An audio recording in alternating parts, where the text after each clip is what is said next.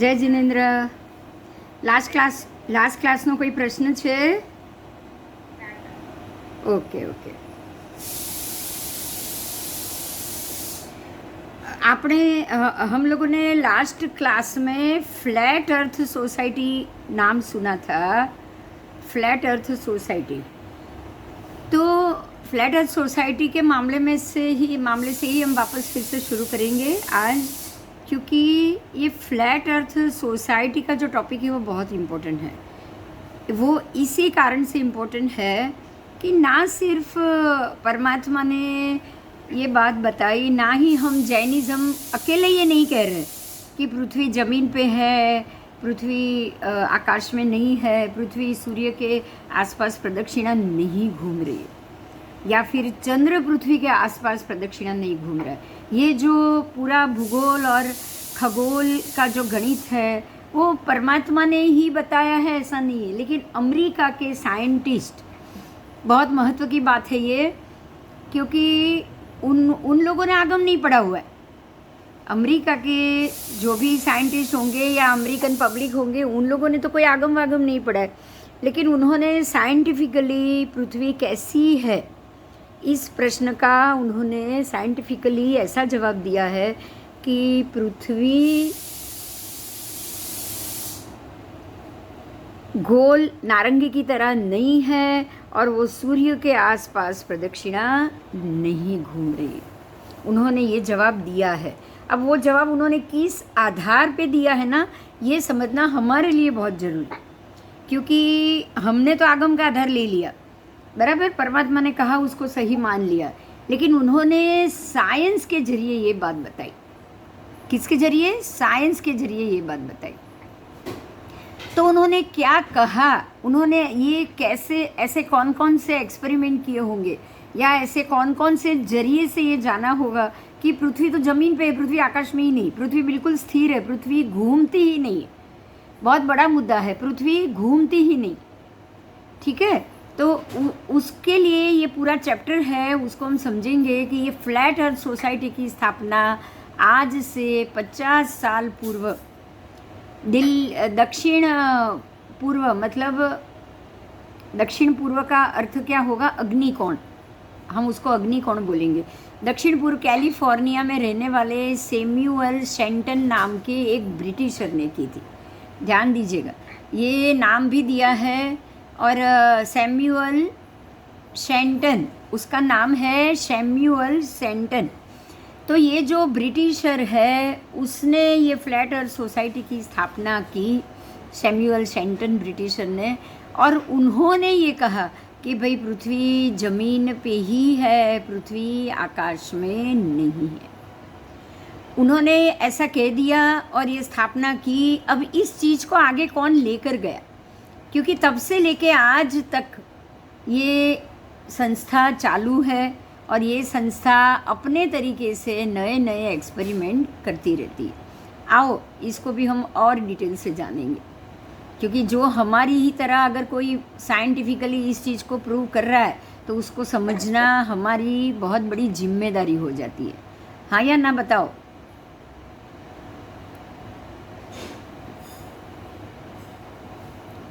तो flat earth society की स्थापना आज से 50 वर्ष पूर्व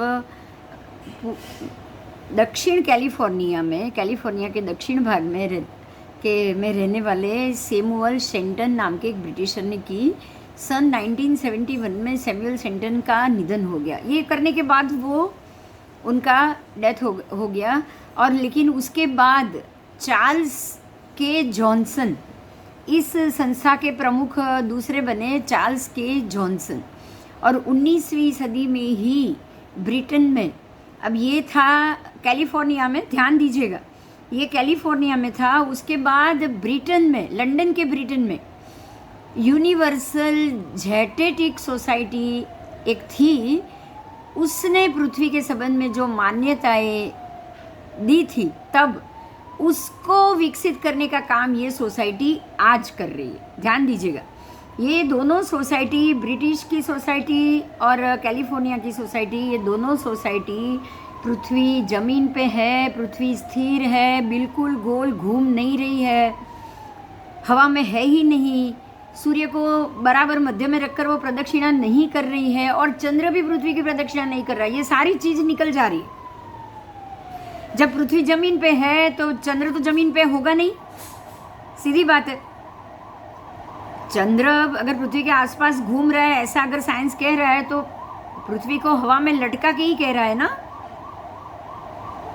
अगर पृथ्वी जमीन पे आ गई, अगर पृथ्वी जमीन पे स्थिर आ गई, तो चंद्र तो उसके आसपास घूमेगा नहीं, बराबर। तो ये कारण है कि उन्होंने ऐसा कहा या ऐसी मान्यता को महत्व दिया है। आओ आगे पढ़ेंगे। इस सोसाइटी ने अपनी मान्यता अनुसार सपाट पृथ्वी का एक नक्शा भी प्रस्तुत किया। उनके हिसाब से पृथ्वी बिल्कुल ऐसे फैली हुई है, गोल ही नहीं है। ध्यान दो, गोल नहीं है, सपाट है। समझ में आ रहा है? एक गोल बॉल की तरह गोल होता है और एक सपाट ऐसा होता है द्वीप की तरह। समझ में आ रहा है? इन्होंने पृथ्वी को गोल आकाश में घूमता हुआ गोला माना ही नहीं है, नारंगी की तरह गोल माना ही नहीं है। पृथ्वी को बिल्कुल फ्लैट माना है, और फ्लैट में ये कोने से ये कोने तक उसके 2 सिरे माने। पूर्व में जापान आएगा, पश्चिम में LA, और जो भी अभी जो पर्वतमाला है ना वो आएगी। उसका नाम क्या है, भूल गई मैं। आपको किसी को याद है तो बताओ। वेस्ट में अमेरिका की लास्ट जो पर्वतमाला है वो अलास्का, यस, परफेक्ट। अलास्का जो पर्वतमाला है, ग्रैंड कैनियन के बाद में ये पर्वतमाला आती है, ये बर्फ़ से आच्छादित है। वो लास्ट एंड है पश्चिम का, और पूर्व की शुरुआत जापान के फ्यूजियामा पर्वत रेंज, वो भी पर्वतमाला है। वहाँ ज्वालामुखी की ज़्यादा प्रमुखता है, और यहाँ पे जो पर्वतमाला है वहाँ बर्फ़ की ज़्यादा प्रमुखता है, पश्चिम में जो अलास्का है वो, बराबर। तो इस प्रकार से वो सपाट है, ऐसा उन्होंने ऐसा नक्शा भी प्रस्तुत किया है। और इस नक्शे में पृथ्वी के केंद्र के रूप में उत्तर ध्रुव को दर्शाया गया है, बराबर। पृथ्वी का केंद्र मतलब जो मध्य भाग, ऐसा अगर ये ऐसी विकसित है तो बराबर उसका मध्य भाग, बराबर मध्य में क्या आएगा, उत्तर ध्रुव। थाली जैसी इस पृथ्वी के बाहर के भाग में बर्फ से आच्छादित एंटार्क्टिका खंड है। उन्होंने भी उसको थाली जैसा ही माना है, फ्लैट ही माना, बराबर बिल्कुल ऐसा ही। हाँ, वो धीरे धीरे ऊपर तक चढ़ेगी, 1000 योजन का स्लोप आएगा और वही वापस नीचे उतरेगा। तो गोल रखा हुआ तवा भी आप कह सकते हो। इस नक्शे में पृथ्वी के केंद्र के रूप में उत्तर ध्रुव आ गया, बाहर के भाग में एंटार्क्टिका आ गया, जिसके सिरे पे 150 फुट ऊंची ऐसी बर्फ की दीवार है, उसको पार नहीं किया जा सकता। ठीक है, 150 फुट की ऊंची जो दीवार है एंटार्क्टिका की, उसको पार नहीं किया जा सकता। इस दीवार की दूसरी ओर क्या है? अब ये क्वेश्चन आया कि इस दीवार की दूसरी ओर क्या है, लेकिन इसकी कोई जानकारी सोसाइटी के सदस्य को नहीं है, ऐसा वे मानते हैं। वे ये भी मानते हैं कि सूर्य और चंद्र का व्यास मात्र 32 मील का है और वे भूमध्य रेखा पर ही रहकर पृथ्वी की प्रदक्षिणा कर रही है। अब आपको यहाँ महत्व का ये एक और मुद्दा आया, इन्होंने भूमध्य रेखा को भी माना है। इन्होंने माना है कि कुछ जो भूमध्य रेखा की जो लिमिटेशंस वाली जगह है उतने में ही ग्रह घूमते। ध्यान दो, सिर्फ थोड़ा ही एरिया है भूमध्य रेखा का जिसके ऊपर ग्रह घूम रहे। ये बात से तो हमारे ज्योतिष चक्र भी साबित हो रहा है, क्योंकि ज्योतिष चक्र सिर्फ 510 योजन का है। पूरे 1 लाख, मतलब यहाँ से लेके यहाँ तक का एंड 1 लाख योजन, ये एंड से ये एंड, और यहाँ से लेके बराबर मध्य का है 50,000 योजन। तो ये पूरे 1 लाख के एरिया में सिर्फ 510 योजन। आप समझ सकते हो कितनी छोटी जगह होगी, सिर्फ इतनी। ये पहला जो नाका है ना, बस उतनी ही जगह होगी। समझ में आ रहा है? सिर्फ इतनी ही जगह हो गई तो भूमध्य रेखा का एरिया आया कि नहीं आया, बताओ। 1 लाख योजन के जम्बू के सामने आप 510 योजन रख रहे हो। 1 लाख के सामने कितना हुआ? अगर 10% करेंगे ना 1 लाख का तो 10,000 होगा। अगर 1% करोगे ना तो भी 1,000 होगा। होगा कि नहीं होगा? तो वो 1% से भी आधा 500 योजन। तो यहाँ समझना ये है कि 0.050 योजन परसेंटेज हो रहा है। तो ये बिल्कुल जैसे हम एक रेखा दोरेंगे ना पतली, उतना ही नाप हुआ 1 लाख के सामने। तो ये भी साबित हो गया कि आज का साइंस ये भी कह रहा है, वैज्ञानिक ये कह रहे हैं कि पृथ्वी जो सारे ग्रह जो पृथ्वी के ऊपर जो भूमध्य रेखा है ऊपर के भाग में, पृथ्वी जमीन में है, फ्लैट है, और ऊपर के भाग में इतनी ऊंचाई पे भूमध्य रेखा से आपको देखो अब ये बराबर ये नक्शा हो रहा है। ये आपकी पृथ्वी है और ये भूमध्य रेखा है और बराबर ऊंचाई में, पृथ्वी तो नीचे स्थिर है लेकिन ऊंचाई में रह के सारे ग्रह नक्षत्र ऐसे गोल गोल घूम रहे हैं। और वो भी फिक्स, यहाँ से यहाँ डिस्टेंस में फिक्स। इनका घूमना एक ही रेखा पे है, भूमध्य रेखा पे। समझ में आ रहा है?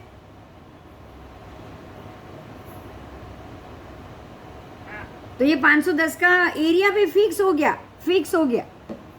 1 लाख की पृथ्वी के सामने 510 योजन फिक्स हो गया और वो भूमध्य रेखा हो गई जिसके ऊपर सारे ग्रह घूम रहे।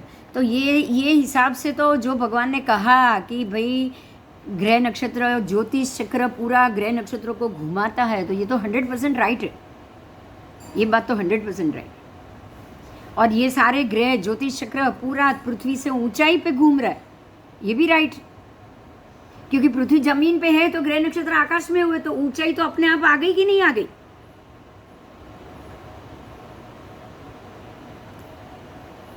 ऊंचाई में भी 790 योजन, भगवान ने तो नाप भी बता दिया है। कितना?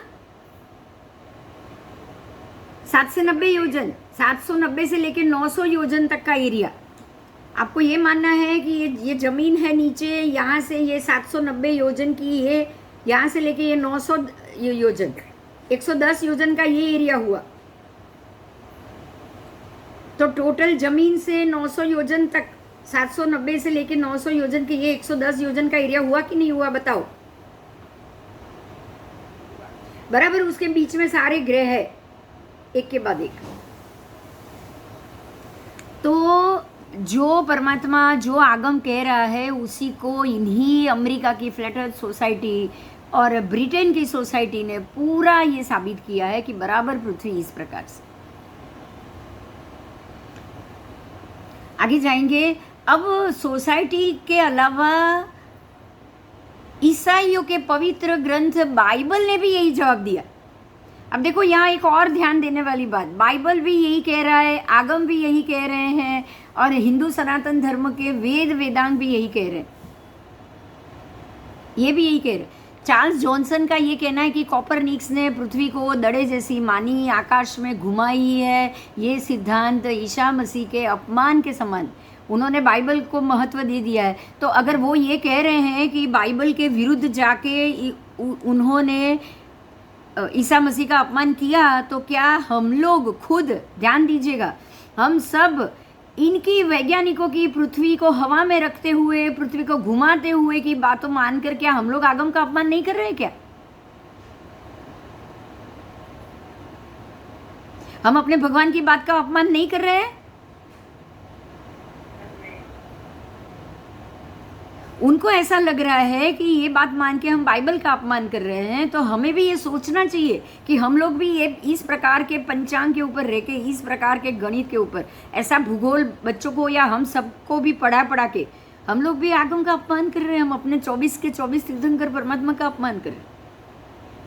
हम लोग सभी केवली भगवान का अपमान कर रहे हैं। समझ में आ रहा है ये?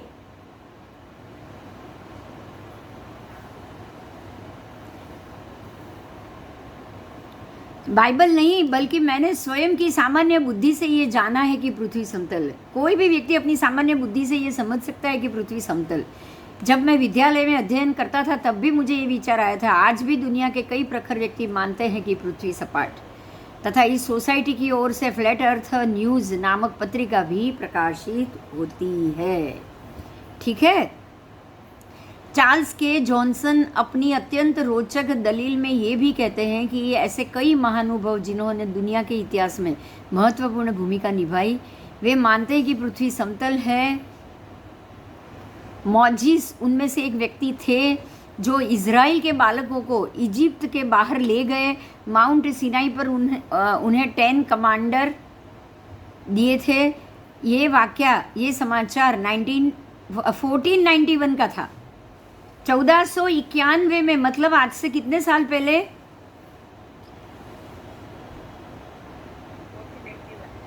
1491 मतलब आज से 550 साल पहले की बात है ये। तब भी वो ये मानते थे कि पृथ्वी जमीन पे है। आप सोच सकते हो। चार्ल्स के जॉनसन का कहना है कि फ्लैट अर्थ सोसाइटी की स्थापना 1491 में ही हो गई थी, क्योंकि तभी उन्होंने माना है कि अर्थ फ्लैट है। ठीक है। और 92 में कोलंबस भी ये मानते थे, क्रिस्टोफर कोलंबस, जिन्होंने ये अमेरिका ढूंढा है, वो भी मानते थे कि पृथ्वी गोल नहीं बल्कि सपाट है। इसलिए उन्होंने नाव के द्वारा समुद्र में इतनी दूर तक प्रवास करने की भी हिम्मत जुटाई थी। अगर वो भी ये मानते हैं कि पृथ्वी हवा में ही है तो वो नाव में बैठ के इतनी दूर तक जाते ही नहीं। सही है या गलत है, बताओ? अमेरिका की फ्लैट अर्थ सोसाइटी के सदस्य ये भी मानते हैं कि यूनान के दार्शनिक कॉपरनिकस, जो पृथ्वी के गेंद जैसी गोल होने की मान्यता जिन्होंने प्रस्तुत की, उन्हें वास्तविक समर्थन इंग्लैंड के प्रोटेस्टेंट सुधारकों से ही मिला था। मतलब कॉपरनिकस को इंग्लैंड के प्रोटेस्टेंट सुधारकों ने समर्थन दिया। चार्ल्स के जॉनसन का भी ये कहना था कि अमेरिकन प्रमुख जॉर्ज वॉशिंगटन भी ये मानते थे कि पृथ्वी सपाट। अमेरिकन प्रमुख भी ये मानते थे कि पृथ्वी सपाट है। आप सोचो, फिर भी ये साइंटिस्ट वहाँ तक उसको ले गए। उनके कथन अनुसार संयुक्त राष्ट्र संघ की स्थापना भी पृथ्वी सपाट है इस सिद्धांत के आधार पर ही की गई थी। इसलिए संयुक्त राष्ट्र संघ के नक्शे में पृथ्वी को सपाट दर्शाया और केंद्र में उत्तर ध्रुव बताया गया है। वास्तविकता तो यह है कि संयुक्त राष्ट्र संघ जो पृथ्वी का नक्शा है, उसका ही उपयोग फ्लैट अर्थ सोसाइटी के सदस्य ने अपने सिद्धांत के अनुसार पृथ्वी के नक्शे में पेश करते हैं। चलो, बहुत अच्छा है। हमको तो ये समझना है कि अब हम अपने आगम को पेश करेंगे कि पृथ्वी सपाट है, ये बताने के लिए। चार्ल्स जॉनसन कहते हैं, रूस व अमेरिका में जो अंतरिक्ष कार्यक्रम प्रारंभ किया गया वह इस धारणा को समर्थन देने के लिए ही प्रारंभ किया गया था कि पृथ्वी गेंद जैसी गोल है। 1961 में अमेरिका ने जो नाटक किया वो भी पूरी तरह झूठा था। अमेरिका ने 1961 में नाटक भी किया हुआ है ये साबित करने के लिए कि पृथ्वी हवा में है। इन्होंने तो उसको भी झूठ माना है। ये पूरी तरह असंभव है क्योंकि पृथ्वी गेंद जैसी गोल नहीं है। पृथ्वी थाली जैसी सपाट है, गेंद जैसी गोल नहीं है, ऐसे मानने वाले बाइबल जैसे ग्रंथ के आधार पर ही आगे बढ़ रहे हैं। ऐसा नहीं है। अपनी मान्यता के समर्थन में उन्होंने ऐसे कई वैज्ञानिक तर्क प्रस्तुत किए हैं जिससे बुद्धिमान व्यक्ति भी हतप्रभ हो जाते हैं। फ्लैट अर्थ सोसाइटी की ओर से जो वैज्ञानिक तर्क है उनमें से कुछ 5 मुख्य मुद्दे नीचे दिए गए हैं। देखो, ये फ्लैट अर्थ सोसाइटी भी बाइबल के कहे अनुसार नहीं गई। उन्होंने खुद ने ये जाना और खुद ने इसके लिए तर्क प्रस्तुत किए हुए। ध्यान दीजिएगा इस बात पे। उन्होंने सिर्फ बाइबल के कहने से ये काम किया है, ये बिल्कुल गलत। ठीक है।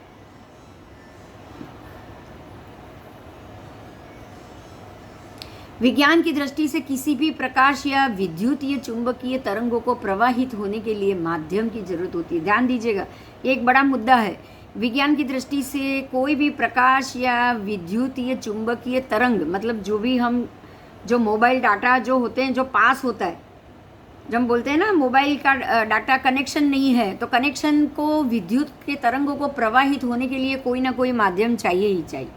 तो वैज्ञानिक स्वयं ये मानते हैं कि अवकाश, मतलब आकाश ईथर नाम के माध्यम से भरा हुआ है। उन्होंने ये कह दिया है कि आकाश में ईथर नाम का जो भी तत्व है, जो भी एलिमेंट है, वो बिल्कुल ऐसा विद्युत के माध्यम से भरा हुआ है जिसमें से प्रकाश आदि तरंगे गुजरती है। दो अमेरिकी वैज्ञानिकों ने 1887 में पृथ्वी के परिभ्रमण की गति को नापने के प्रयोग किए थे। इस प्रयोग में पृथ्वी पर से प्रकाश की एक किरण छोड़ी गई और पृथ्वी की गति के कारण एक निश्चित समय में ये पृथ्वी से कितनी दूर रही उसकी भी गणना की गई। ये प्रयोग ऐसा ही था जैसे तेज दौड़ रही मोटर कार की गति मापने के लिए उसकी खिड़की में से एक गेंद हवा में उछाल दी जाए। इस प्रयोग के समय ये मान लिया गया कि यदि अंतरिक्ष में ईथर जैसा कोई माध्यम होगा तो प्रकाश की किरण अंतरिक्ष में टकरा के पुनः पृथ्वी पर वापस आ जाएगी और उसके आधार पर पृथ्वी की गति मालूम की जा सकेगी। इस पद्धति के द्वारा अमेरिकी वैज्ञानिकों ने अंतरिक्ष में पृथ्वी की गति करने की चाल को मापा तो वो आंकड़ा 0 प्राप्त हुआ। ध्यान दो, उन्होंने वो बॉल फेंका भी, उनको लगा कि जिस तरह से तरंगे जाती है ये भी आगे आगे तक जाएगा, आगे आगे तक जाएगा, लेकिन गया नहीं है। क्यों? क्योंकि जो पृथ्वी का जो एनवायरनमेंट है और आकाश का जो ईथर का जो एनवायरनमेंट, दो में बहुत फर्क। देखो, इस बात को यहाँ एक और दृष्टि से भी हम समझेंगे कि जो भी टावर स्टेशन होते हैं ना मोबाइल के और नेटवर्क के, वो ऊंचाई पे होते हैं, बराबर। कोई भी पर्वत या कोई भी एरिया की टोच पे होते कि नहीं होते हैं?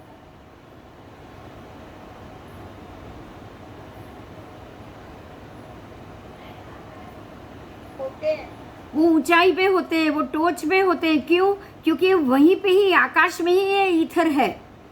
हमारे पृथ्वी के वातावरण के बाहर की बात है, ये हमारे एनवायरनमेंट के बाहर की बात है। यही कारण है जो आकाश में 50,000 फीट पे उड़ने वाले प्लेन भी रडार का उपयोग कर सकते। समझ में आ रहा है?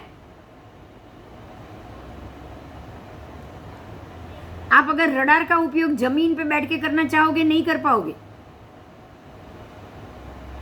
उसके टावर आपको कहाँ लगाने पड़ेंगे? अपन रडार तो सैटेलाइट ना नेटवर्क पे काम कर रहे हैं। सैटेलाइट भी आकाश में ही है ना? हाँ। सैटेलाइट जमीन पे है क्या? नहीं, वो आकाश में जो है। और फ्लाइट की हाइट से भी ऊंचाई पे है। हाँ, वो तो बहुत हाइट पे है। वो 200-250 माइल की ऊंचाई पे है।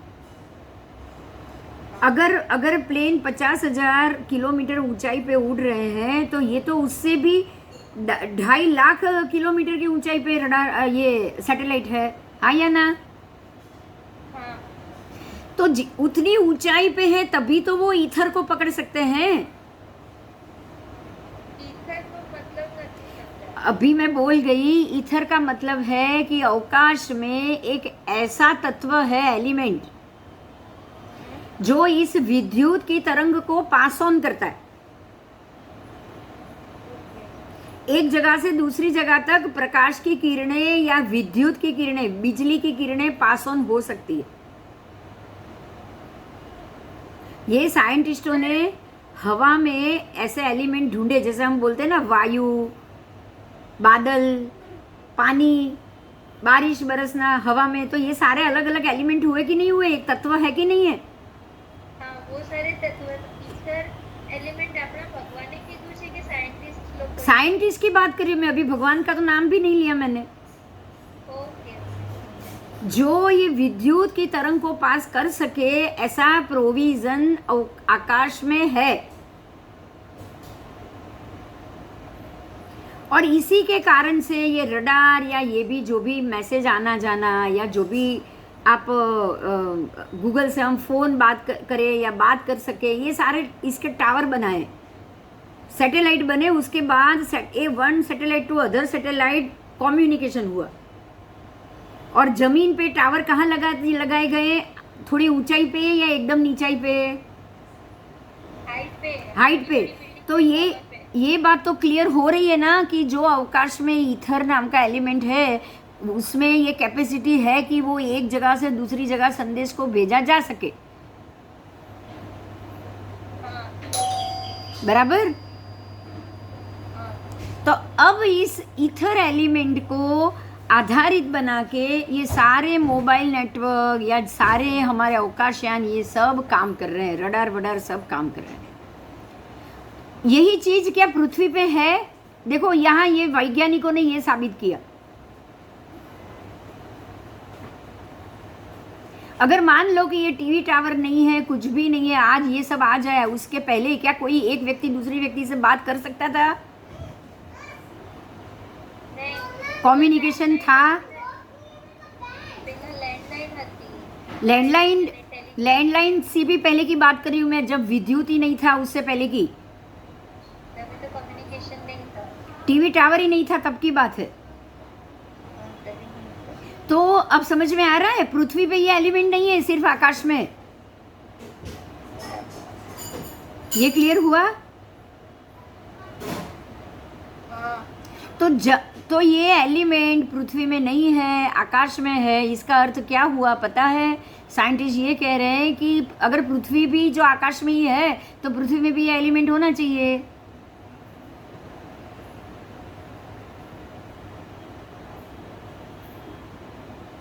समझ में आई बात? हाँ, यही कह रहे हैं ये कि अमेरिकी वैज्ञानिकों ने पृथ्वी के परिभ्रमण की गति नापने के लिए जो प्रयोग किया, चालू गाड़ी से बॉल बाहर फेंका, तो गति, बॉल में भी गति होनी चाहिए ना अगर पृथ्वी घूम रही है तो। हाँ, लेकिन वहां पे बॉल 0 गति पाई, बॉल बिल्कुल भी आगे गया नहीं। नहीं, जो विद्युत तरंग पास होते हैं ना पृथ्वी पे, हाँ, आप एक शब्द बोलो या एक चीज, मतलब एक मैसेज, मैं यहाँ से मोबाइल में एक यस लिखूं तो अमेरिका तक पहुंच जाता है, तो ये विद्युत तरंग के कारण जाता है। साउंड वेव्स કહેવાય ને એને। साउंड वेव्स तो फिर भी जाएगी, लेकिन कनेक्शन, मोबाइल का कनेक्शन, मैसेज का कनेक्शन बिना सैटेलाइट नहीं हो पाएगा। आवाज़ तो जैसे आप कोई पहाड़ी पे खड़े रहोगे तो आपकी आवाज़ गूंजेगी हवा में। मैं यहाँ घर पे बैठ के आवाज़ दूंगी तो गूंजेगी, नहीं, और मैं पहाड़ी से अगर एक आवाज़ दूँ तो गूंजेगी। क्यों? क्योंकि वहाँ ईथर है। समझ में आया अभी? हाँ, वहाँ ईथर है जो आप हमारी आवाज़ को पूरी पहाड़ी में चारों तरफ घुमा रहा है, क्योंकि मैं ऊंचाई से बोल रही हूँ। और अगर मैं नीचाई से ही, कमरे से ही किसी को बुलाऊं तो इको होगा? नहीं, नहीं होगा। समझ में आया? यही कहा साइंस ने। मतलब ये हो गया कि अवकाश ऊपर है, पृथ्वी नीचे है। अब ये क्लियर हुआ? हाँ, अवकाश ऊपर है, आप धीरे धीरे ऊंचाई पे जाओगे तो ही विद्युत तरंग घूम रही है, प्रकाश भी घूम रहा है, फैल रहा है, आवाज़ भी फैल रही है। आप अगर पृथ्वी पे नीचे जमीन पे रहोगे तो कुछ नहीं फैलेगा। बराबर? બરાબર। बराबर। सबको समझ में आया ये बताओ।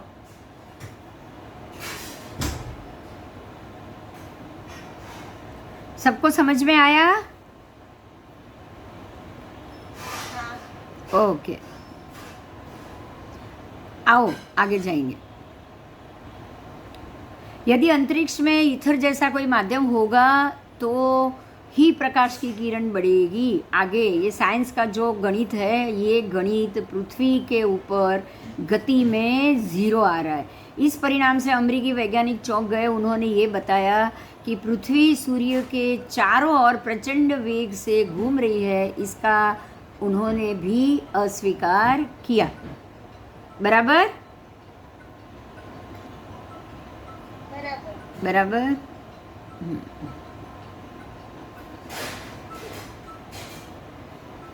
उन्होंने और इसमें आगे बताया है कि उन्होंने ये घोषित किया कि अंतरिक्ष में ईथर का अस्तित्व ही नहीं, प्रकाश की किरणें बिना किसी माध्यम के अंतरिक्ष में गति करती है। ऊपर जो अंतरिक्ष में जो ईथर है उनको कोई माध्यम की जरूरत नहीं, लेकिन पृथ्वी पे जो प्रकाश और जो भी आप इलेक्ट्रॉनिक की गति कराते हो उसको माध्यम की जरूरत पड़ती है। अब यदि प्रकाश को तरंग माना जाता है तो उनको आगे बढ़ने के लिए किसी न किसी माध्यम की आवश्यकता तो रहेगी। विज्ञान आज भी इस मान्यता से चिपके हुए हैं कि प्रकाश एक तरंग है, लेकिन साथ ही वे ईश्वर के अस्तित्व से भी इनकार कर रहे हैं। ये दोनों चीज़ एक साथ नहीं हो सकती। ठीक है? प्रकाश को तरंग माना और ये आगे बढ़ रहा है, ये चीज़ को आज आपने नया सीखा, सीखा कि नहीं सीखा बताओ? सीखा है। सीखा। बोलो, कोई प्रश्न है तो बोलो, क्योंकि ये चीज़ थोड़ी साइंटिफिक है, हो सकता है आपको कोई ना कोई क्वेश्चन खड़ा हुआ हो।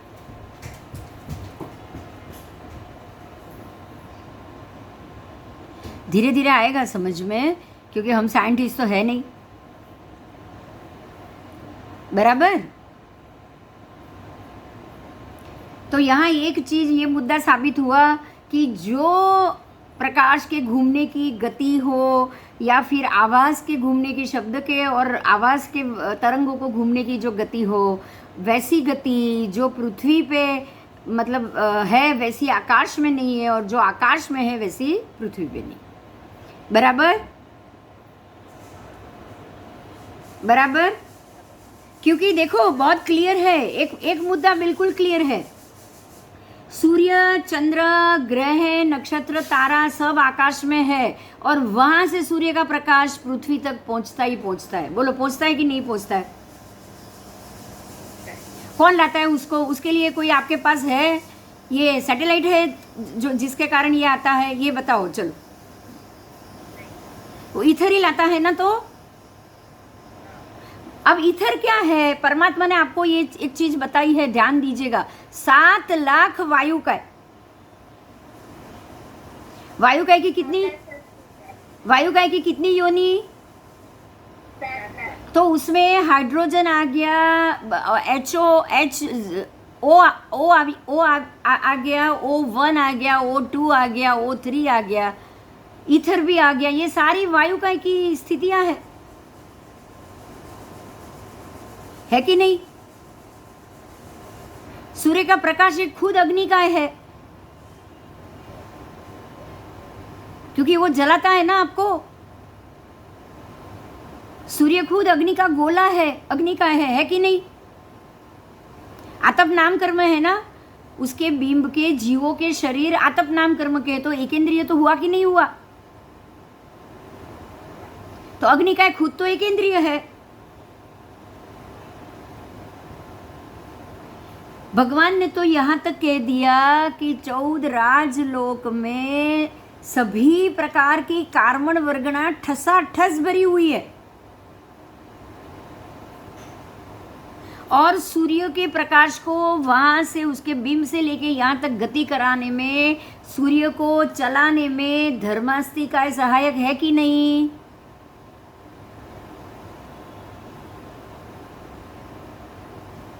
धर्मास्तिका का काम है चलाना, घुमाना, घुमाते रहना, है कि नहीं? और धर्मास्तिका है पूरे 14 राजलोक में ठसाठस भरा हुआ है।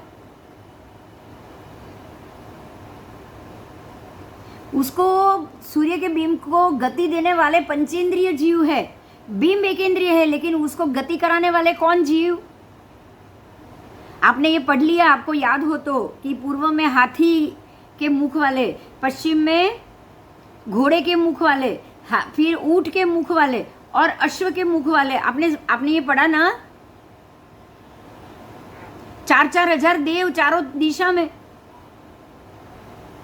16,000 पंचेंद्रिय देव हैं जो सूर्य के बिंब को चला रहे हैं। तो पंचेंद्रिय जीव तो धर्मास्तिका अधर्मास्तिका के मदद से चलना और स्थिर रहना, गति और स्थिति करेंगे कि नहीं करेंगे? बोलो,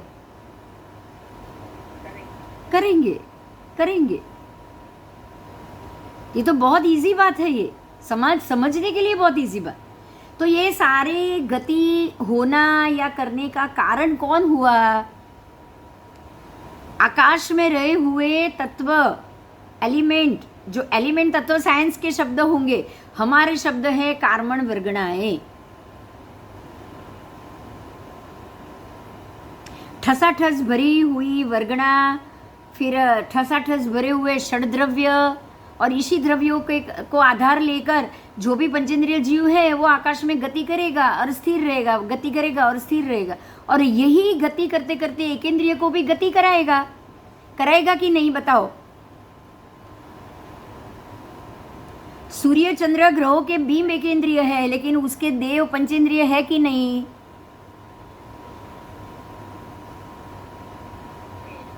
तो पंचेंद्रिय तो खुद गति करेंगे, बराबर। क्लियर हुआ कि कोई क्वेश्चन है? बोलो।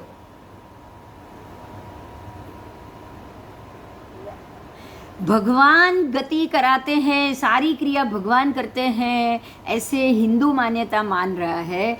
परंतु हमारे जैन तीर्थंकर परमात्मा ने ये कहा कि प्रत्येक जीव अपने अपने कर्मों के अधीन होके ये काम कर रहे हैं। तो जो भी ये सूर्य चंद्र के विमान के जो देव हैं जो उसको घुमा रहे हैं, उनका भी गति नाम कर्म पे वो अधीन होके ऐसे बड़े सूर्य बिंब के विमान को 16,000 देव खींच रहे हैं।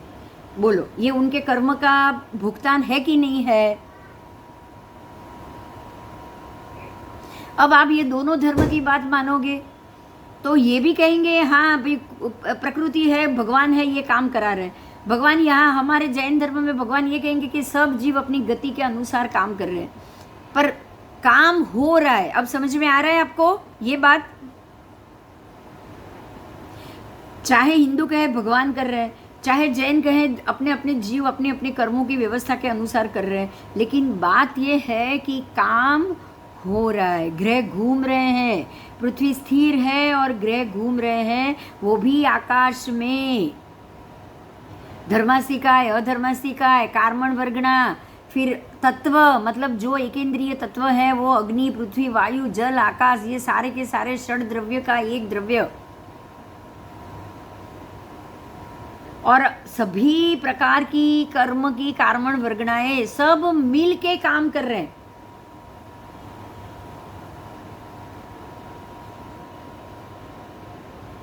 बराबर?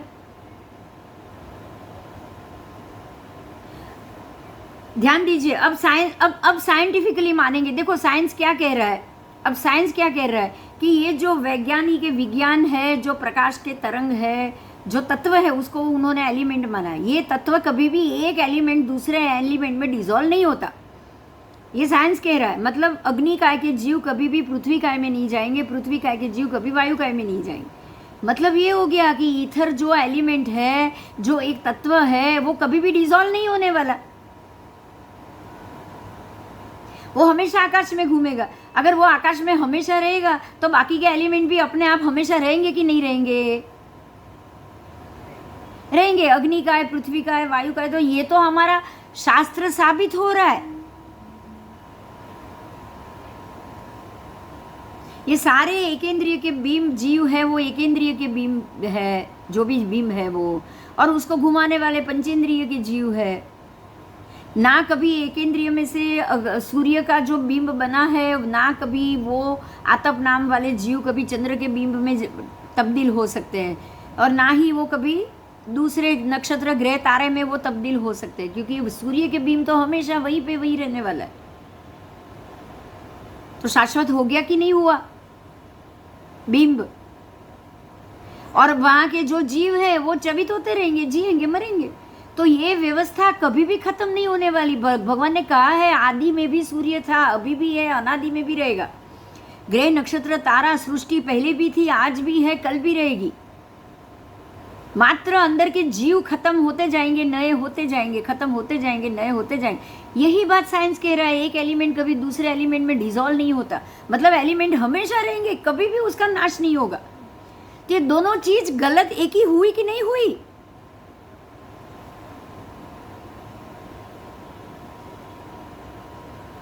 एलिमेंट की दृष्टि से एक ही हुई कि नहीं हुई? ना कभी साइंस में एलिमेंट खत्म हो गया और ना परमात्मा के कहे अनुसार कोई भी जीव, कोई भी तत्व, कोई भी षड द्रव्य खत्म होगा। दोनों बात सही साबित हो गई? हो गई, हो गई। तो अब सोचो कि हमारा जैन धर्म कितना साइंटिफिकली है।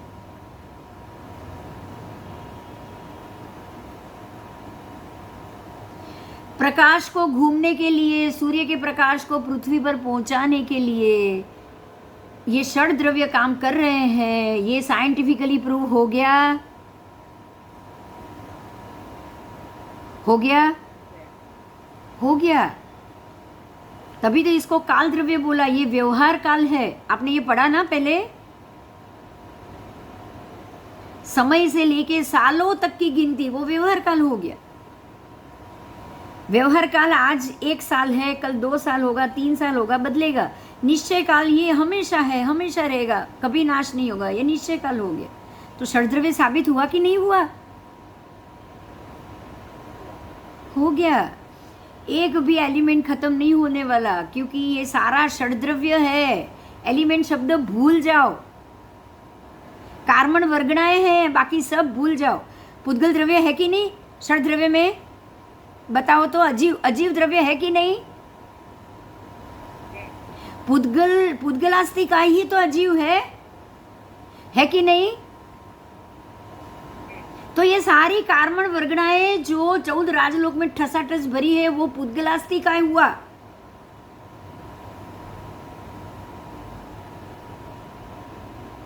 और हमारा शरीर पुद्गल 5 तत्वों से बना है, अग्नि, पृथ्वी, वायु, जल, आकाश, जिसको पंच महाभूत कहा गया।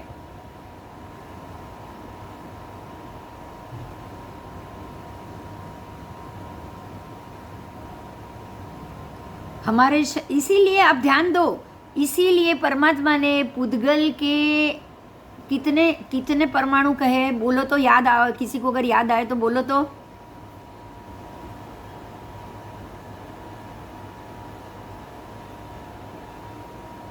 जीव के प्रदेश कितने हैं? अनंत प्रदेशी जीव है। 14 राजलोक के जितने प्रदेश है, एक जीवास्तिकाय के। और वो जीवास्तिकाय जब पुद्गल को ग्रहण करेगा तो उसके भी 14 राजलोक जितने होंगे कि नहीं होंगे?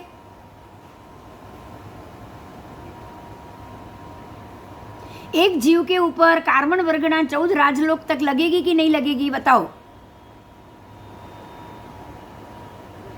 लगेगी। आत्मा के भी 14 राजलोक जितने प्रदेश हो गए, और कार्बन वर्गणा भी 14 राजलोक जितनी उसके ऊपर लग रही। तो संपूर्ण 14 राजलोक जितना अगर एक आत्मा का, एक पुद्गल आत्मा का प्रदेश है, तो वही आत्मा पुद्गल को धारण किए हुए ही है। तो पुद्गल के भी 14 राजलोक जितने प्रदेश हो गया। और कार्बन वर्गणा तो 14 राजलोक में ठसाठस भरी हुई है। क्लियर हो रहा है अभी सब?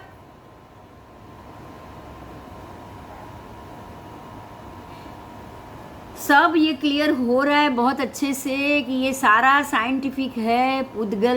पुद्गलास्तिकाय, जीवास्तिकाय, और वो दोनों कार्बन वर्गणा को धारण करते रहते हैं और धर्मास्तिकाय का सहारा लेके गति करेंगे, अधर्मास्तिकाय का सहारा लेके स्थिर रहे, काल में घूमते रहे।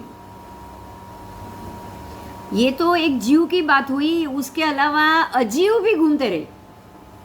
सूर्यबिंब अजीव है।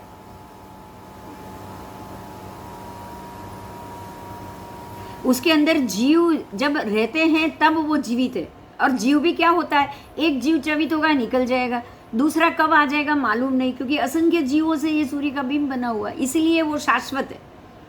बाकी कोई भी शरीर, कोई भी बिंब शाश्वत रह सकता है? बताओ, रह सकता है? नहीं रह सकता, नहीं रह सकता। दरिया भी क्यों हमेशा बोल दिया कि हमेशा रहने वाला? लवण समुद्र को शाश्वत अशाश्वत दोनों का।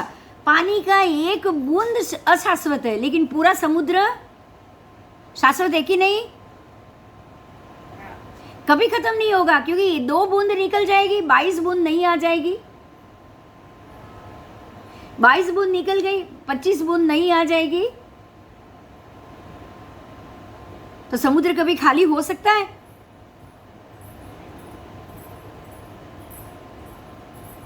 वो अपेक्षा से वो अशाश्वत हो गया।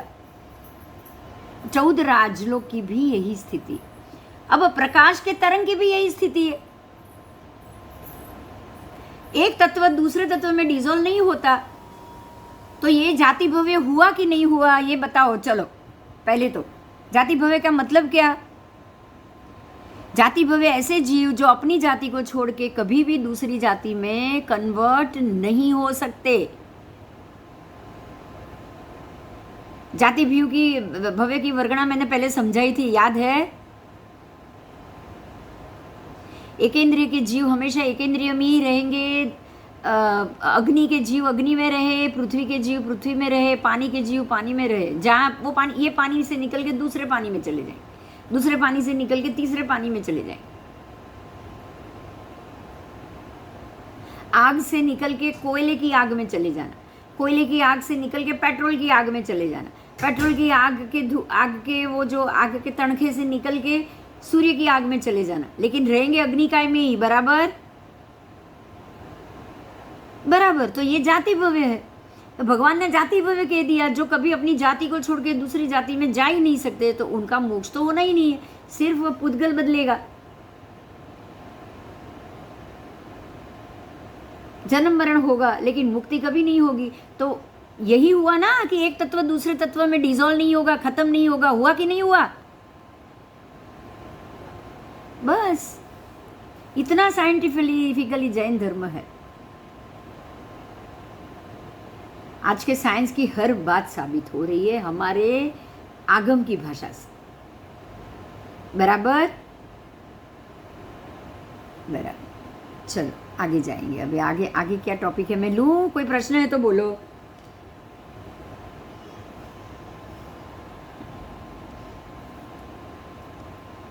चलो, अब दूसरा है पृथ्वी क्यों रुकती नहीं। पृथ्वी रुकनी चाहिए, अगर गोल गोल कंटिन्यू घूम रही है तो कभी ना कभी तो रुकनी चाहिए, ऐसा मानना है। अब मैं बोल रही हूँ उसको पहले सुन लीजिए, फिर हम उसको समझेंगे। लाखों मील प्रति घंटे की गति से सूर्य के चारों ओर पृथ्वी के चक्कर लगाने की मान्यता को मानने वाले का ये स्पष्टीकरण नहीं दे पाए हैं कि यदि पृथ्वी अरबों वर्षों से इस प्रकार प्रदक्षिणा करती रही तो वो फिर रुक क्यों नहीं जाती। न्यूटन की गति के प्रथम नियम अनुसार गतिशील वस्तु यदि शून्यावकाश में हो तो वो अनंत काल तक गतिशील ही रहेगी। ऐसा न्यूटन ने बोल दिया कि अगर वो शून्यावकाश में हो, मतलब जहाँ पे बिल्कुल अवकाश ही नहीं, हवा भी नहीं है, कुछ नहीं, वहाँ जो चीज़ घूमती होगी वो हमेशा घूमती रहेगी, ऐसा उसका कहना है। लेकिन वैज्ञानिक तो मानते हैं कि अवकाश में ईथर भरा हुआ है। लो देखो, अब उनके ही पहले के प्रश्न का तोड़ आ गया। उन्होंने कह दिया अवकाश ईथर से भरा हुआ है, और अवकाश में तो बहुत सारी चीज भरी हुई है उनके हिसाब से। तो बहुत सारी पृथ्वी है, ग्रह है, नक्षत्र है, हवा है, पानी है, सारे के सारे एलिमेंट आकाश में ही भरे हुए। बहुत सारी निहारिकाएं हैं, बहुत सारे तारा है, इतनी सारी एलिमेंट आकाश में उनके हिसाब से तो भरा हुआ है। तो शून्यावकाश आया कहाँ से? बोलो, पॉसिबल है?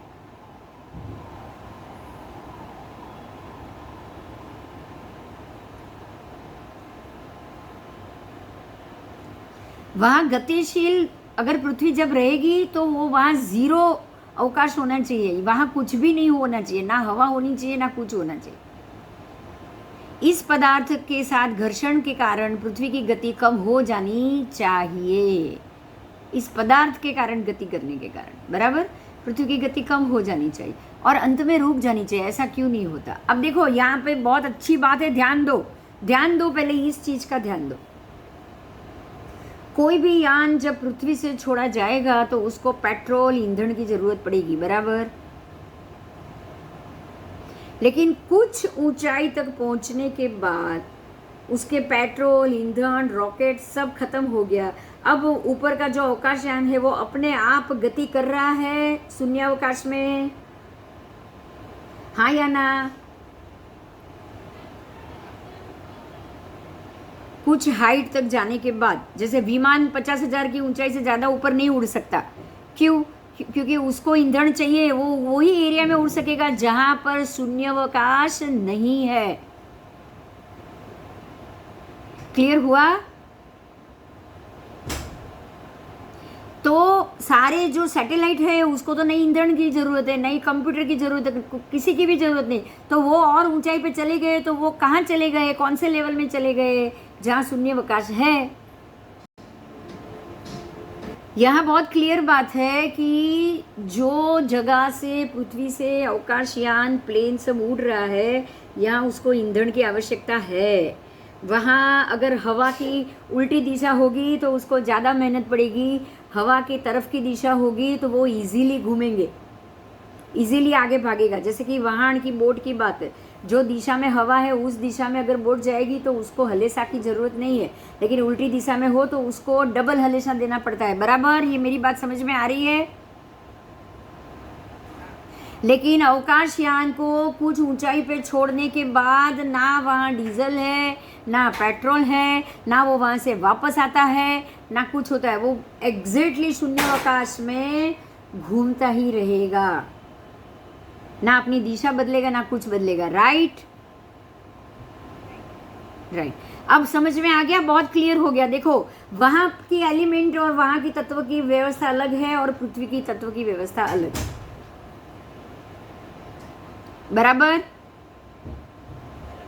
तो पृथ्वी से जैसे जैसे आप छोड़ के हवा में जा रहे हो जा रहे हो जा रहे हो जा रहे हो, वैसे वैसे अवस्था बदल रही है।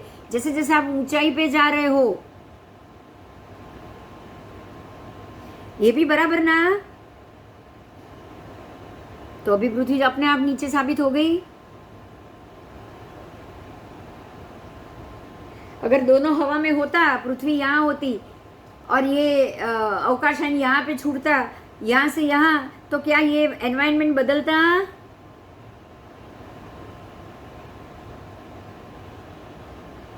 अब तो ये क्लियर हो गया ना कि जो व्यवस्था, जो शून्यावकाश बुध ग्रह के पास है, शुक्र ग्रह के पास है, वही पृथ्वी के पास भी होनी चाहिए। होनी चाहिए कि नहीं होनी चाहिए, बोलो? अगर हवा में होती तो। हाँ, मगर ऐसा नहीं है, क्योंकि जो ग्रह हवा में है सब में एक जैसी व्यवस्था है। हवा में जितने ग्रह है सब में एक जैसी व्यवस्था है। हवा में आप अगर सैटेलाइट छोड़ रहे हो, चाहे वहां तक नहीं पहुंचा, यहाँ तक ही पहुंचा है, तो भी वो उसकी अवस्था और नीचे की जमीन की, पृथ्वी की अवस्था से सब चीज अलग है या नहीं? मेरे हिसाब से तो क्लियर हो गया, सबको हो गया? बाकी सबको हो गया? कोई बोल सकता है प्लीज?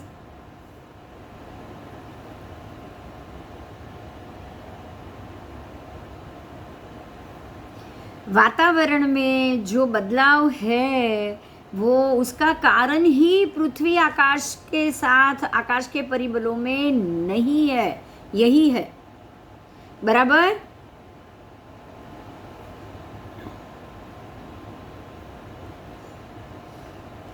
चलो आगे जाए। इसीलिए हम गिरते नहीं, हम ये नहीं करते। ऐसा क्यों होता है? ऐसा कारण क्यों है?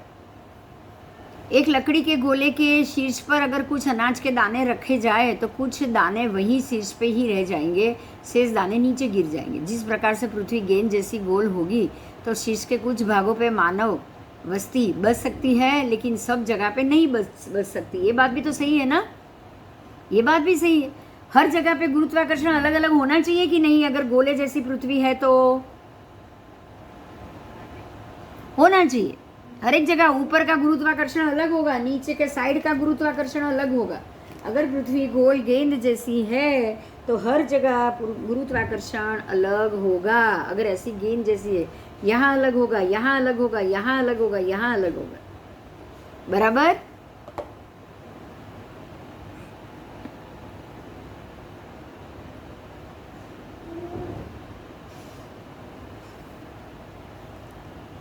आधुनिक वैज्ञानिकों की दलील रहती है कि पृथ्वी का गुरुत्वाकर्षण केंद्र में है, इसलिए सब पदार्थों को केंद्र में अपनी ओर खींचे रहता है और लोगों को गिरने से रहता है। इस स्पष्टीकरण से चौथा प्रश्न उत्पन्न होता है। उन्होंने कहा है कि पृथ्वी का गुरुत्वाकर्षण केंद्र में है। अगर केंद्र में ही है तो यहाँ से चीज़ यहाँ खींचनी चाहिए, यहाँ से चीज़ यहाँ खींचनी चाहिए, यहाँ से यहाँ से यहाँ खींचनी चाहिए। बराबर। अगर केंद्र में है तो साइड से तो कोई हर चीज़ गिर जानी चाहिए या नहीं?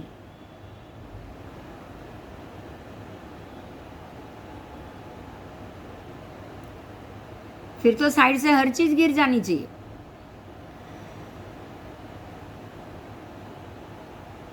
आओ अभी हम दूसरी बात को समझेंगे। बहुत सारे मुद्दे हैं, हर मुद्दे को समझना है आपको। उनका कहना यह है कि पृथ्वी का गुरुत्वाकर्षण केंद्र की ओर लोगों को खींच के रखता है, इसलिए लोग गिरते नहीं। अब आप ये सोचो कि अगर यहाँ पे गुरुत्वाकर्षण है तो हर चीज को वो खींच लेगा, तो पक्षी उड़ कैसे रहे? विमान उड़ कैसे रहा है? कोई बताएगा?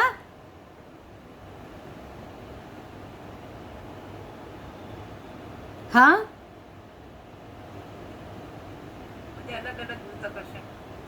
सब जगह अलग अलग हो तो सब जगह कबूतर या पक्षी हर जगह उड़ रहे, हर जगह इजीली उड़ रहे, वो उनका उड़ाई या उनका उड़ान में तो कोई फर्क है नहीं, है कहीं पे भी? बोलो।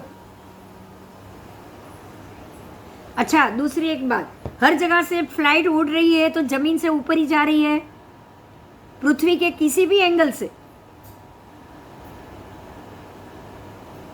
उसमें कोई बदलाव है?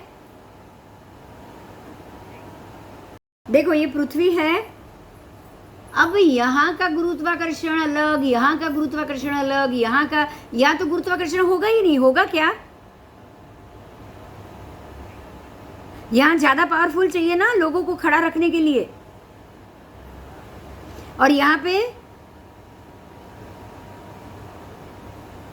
यहां से भी प्लेन उड़ रहा है, अब यहां से भी प्लेन उड़ रहा है, तो जा तो हवा में ही रहा है ना। तो यहां से कभी ऐसा हुआ कि प्लेन को नीचे की तरफ जाने की जरूरत पड़ी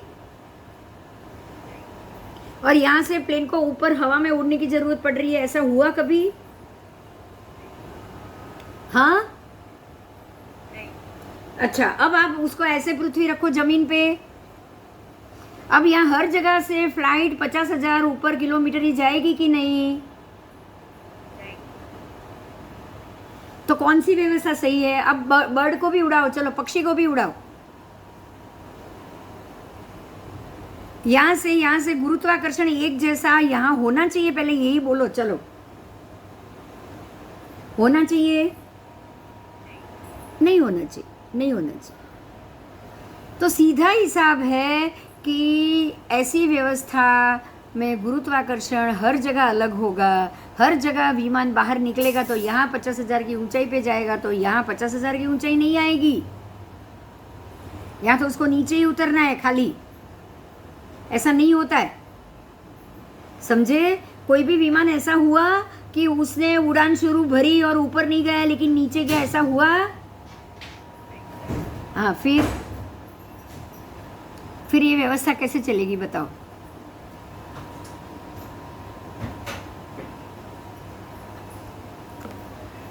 अब ये तो गुरुत्वाकर्षण बल की बात हुई, उसके बाद दौड़ती मोटर कार और ट्रेन के बारे में, जैसे विमान की बात की ऐसे गाड़ी की बात भी की है, ट्रेन की बात भी की है। अगर आप ये गोले पे प्रवास कर रहे हो तो ट्रेन भी यहाँ से लेके यहाँ जा रही है, यहाँ से लेके नीचाई पे जा रही है, ऐसा, हाँ वो ऐसे ऊपर नीचे जरूर जा रही, ऐसे ऊपर नीचे जरूर जा रही, लेकिन यहाँ से यहाँ जा रही है, यहाँ से यहाँ वो उल्टी, कोई भी ट्रैक या अपनी ज़मीन से नीचे उतरे, आधे से ज़्यादा शहर में तो वो ट्रेन नीचे ही जानी चाहिए, जानी चाहिए या नहीं जानी चाहिए? जानी चाहिए, पर ऐसा नहीं होता है, ऐसा होता ही नहीं है, ठीक है। अब एक और यहाँ आगे बताया है पोलैरिटी, ध्रुवीकरण। अब ध्रुवीकरण में भी परिवर्तन आ जाएगा, आप सोच सकते हो ये है ऊपर का उत्तर ध्रुव, ये है दक्षिण ध्रुव, ये दोनों ध्रुवीकरण की बात की है, जो मैंने आपको पहले भी बताया कि सूर्य के सामने ये ध्रुव कभी नहीं बर्फ पिघलेगा और ये ध्रुव हमेशा बर्फ पिघलता है। क्यों? अगर ऐसे पृथ्वी 6-6 महीना ऐसे ऐसे गोल घूमती है, ऐसे पूरी गोलाई में घूमती है, तो हर जगह एक जैसा वातावरण होना चाहिए, होना चाहिए कि नहीं होना चाहिए? 6 महीना सूर्य के आसपास उत्तर ध्रुव सामने रहता है, 6 महीना दक्षिण ध्रुव रहता है और 6 महीना उत्तर ध्रुव रहता है,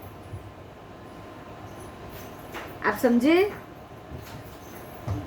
आओ, ऐसे ऐसे गोल ये सूर्य है तो ऐसे ही पृथ्वी घूमती है ना, ऐसे घूमती है ना,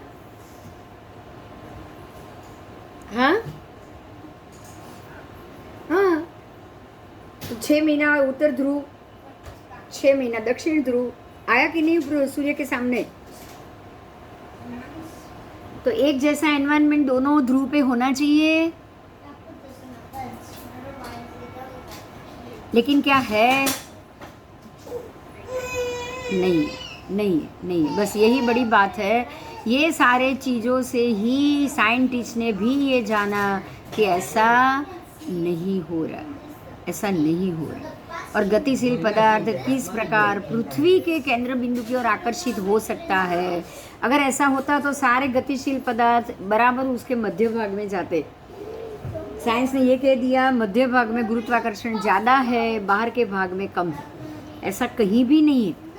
कोई भी जगह से कोई भी चीज़ अगर गिरेगी तो वो सीधी ज़मीन पे आएगी, बराबर।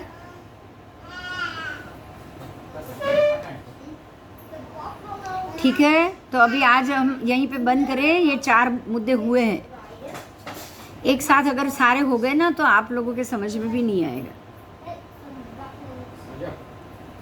बराबर ना। कोई प्रश्न है तो बोलो।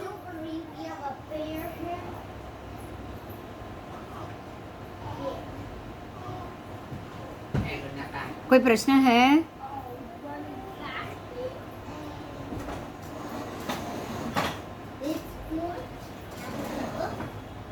मैं आज भी यहीं पे बंद करूं? ठीक है, एक साथ मुद्दे आ जाएंगे ना तो समझने में मुश्किल हो जाए। आज 4-5 मुद्दे तो हो गए। ओके, चलो, जय जिनेंद्र। अभी सोमवार को मिलेंगे हम। जय जिनेंद्र।